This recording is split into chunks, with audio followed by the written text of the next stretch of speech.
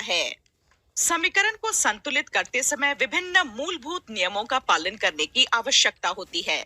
अब एक अभिक्रिया पर विचार करते हैं जो एल्यूमीनियम हाइड्रोक्साइड और सल्फ्यूरिक अम्ल के बीच होती है, जो एल्यूमीनियम सल्फेट और जल देती है।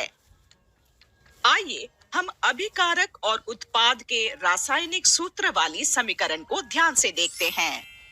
समीकरण को संतुलित करने के लिए हमें बाएं पक्ष के परमाणुओं की संख्या को दाएं पक्ष के परमाणुओं की संख्या के बराबर करने की आवश्यकता होती है। ऐसा अभिकारक और उत्पादों के गुणांकों के समायोजन द्वारा होता है।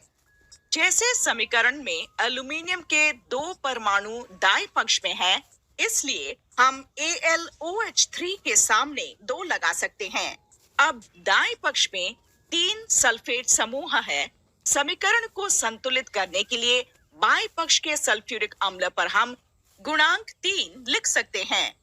अब अंत में 12 हाइड्रोजन परमाणुओं को संतुलित करने के लिए हमको दाएं पक्ष में 6H2O की आवश्यकता होती है। इसे पदार्थ संतुलन कहा जाता है। संतुलित समीकरण के लिए आवश्यक है कि बाएं पक्ष के सभी तत्वों के परमाणुओं की संख्या दाएं पक्ष के सभी तत्वों की परमाणु की संख्या के बराबर होनी चाहिए। इसके साथ उनके द्रव्यमान भी समान होने चाहिए। हम यहाँ गुणांक रख सकते हैं जो अभिक्रिया में भाग लेने वाले अणुओं की संख्या बताते हैं। अब हम देखेंगे कि आयनिक समीकरण को कैसे संतुलित किया जाता है। आयनिक समीकरणों की स्थिति में विद्युत उदासीनता के लिए दोनों पक्ष में आवेश संतुलित होना चाहिए। निम्न अभिक्रिया में आयनिक समीकरण पर विचार करते हैं। Al plus H plus gives Al3 plus H2। यदि हम H plus के लिए गुणांक 2 का उपयोग करें तो समीकरण परमाणुवीय रूप से संतुलित होगी, विद्युतीय रूप से नहीं।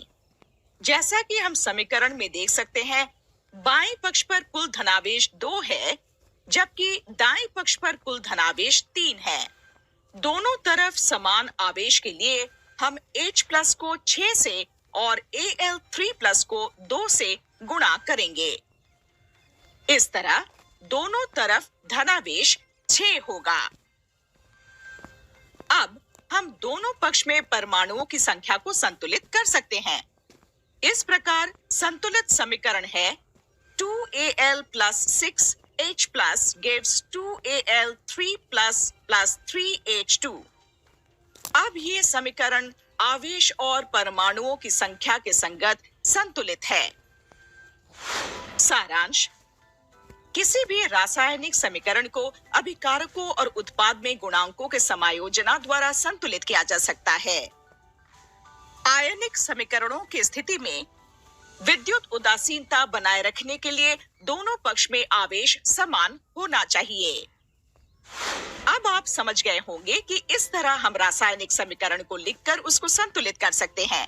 लेकिन आपको ये जानकर आश्चर्य होगा कि विभिन्न अभिक्रियाओं के संपन्न होने का प्रारूप भिन्न भिन्न होता है। वो क्या होते हैं, ये जानने के लिए हमारे साथ बने रहिए।